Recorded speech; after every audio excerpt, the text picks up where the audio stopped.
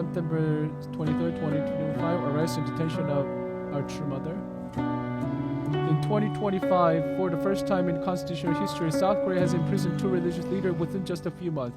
This is an unprecedented event, raising urgent concern that religious freedom is under persecution and the democracy is collapsing through its political exploitation.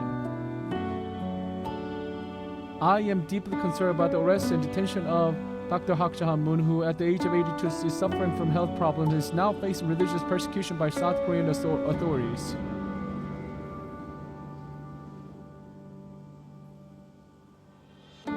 Is South Korean government trying to kill Mother Moon? She's working for peace and religious freedom. A leftist government prosecutor, not a persecutor, not prosecutor, is attempting to interrogate her, putting her life in danger. This is inhumane and must stop immediately. When you first saw news that Dr. Cheonshim Won had been arrested, what did you feel? Perhaps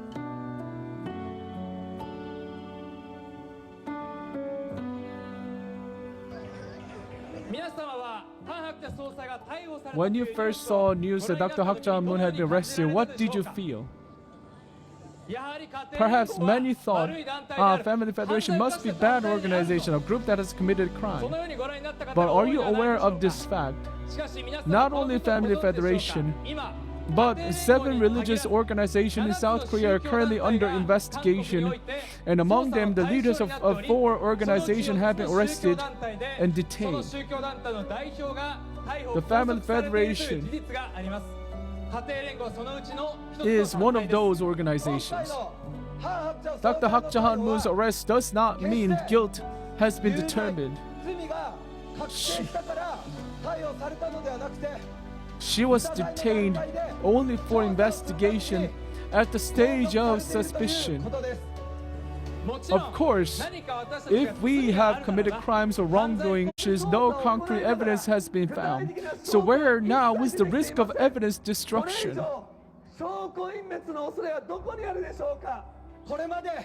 I want to testify here that Dr. Cheonshim Won and members of Family Federation have long walked the path of peace and justice. Let me proclaim loudly before you all. Dr. Cheonshim is the mother of peace who has loved humanity endlessly and devoted herself to the dream of world peace and one global family under God. She has worked tirelessly to support impoverished regions, promote family education, and pave the way for peace and unification between North and South Korea.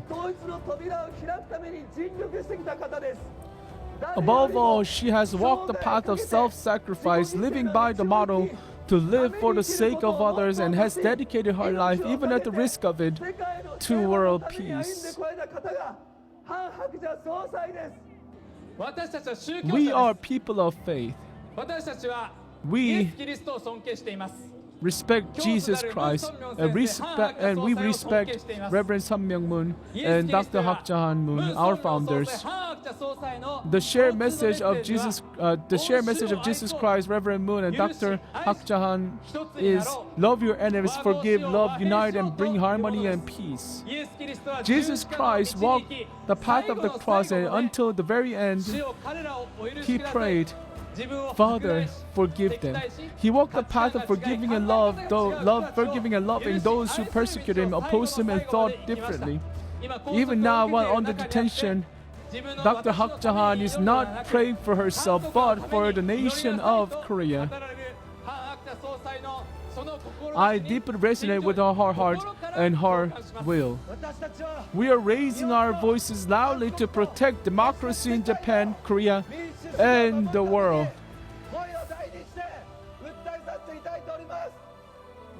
Please let the voices of even one more person, especially us, the second generation believers, reach more people so that we can put a stop to the current situation in which democracy is collapsing and religious persecution is advancing.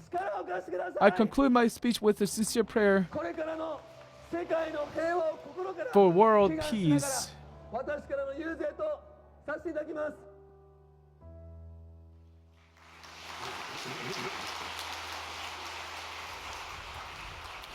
As you have seen in the video in Heavenly Japan, the street speech culture among members, particularly among second-generation youth, is rapidly expanding. It is spreading most actively and uniquely in Heavenly Japan. A legendary figure known as the Queen of Witnessing from the early days of the Unification Church in Japan, Matsumoto Mama, is known as pioneer of this street speech movement. When she was in her 40s, she was diagnosed with pulmonary tuberculosis, and she was told she needed immediate hospital treatment, but she refused all treatment. Instead, she collected scrap materials and pulled the cart by herself to contribute to the economic restoration of the church, and through that, she experienced miraculous healing. In terms of street witnessing, she once gave street speeches every single day for 40 days without missing a single day in Tokyo busiest district, and she testified that through this training, she was able to grow into future queen of witnessing. At that time, this activity was called street witnessing, and through it, many early members, including Reverend Ken Sudo, Chairman Osami Kuboki, and President Oyamada Hideo, were witness to it and joined the movement. According to various records and research, this was not merely a method of witnessing, but also a powerful character development program for those preparing to become leaders. It was not just speech training, but rather a practice of spontaneous public speaking before an unspecified crowd and in unpredictable circumstances where one never knows what might happen. Through this, participants naturally strengthen their communication skills, flexibility, quick thinking, expressiveness, empathy, sociability, and concentration. Those who undergo this kind of training can gain social influence and develop leadership qualities. Now, the youth leaders of Heavenly Japan, through unintentionally, are becoming bright and powerful future leaders through this street speech practice, even amid the Family Federation's difficult situation. I feel that Family Federation of Heavenly Japan truly possesses tremendous inner strength and potential.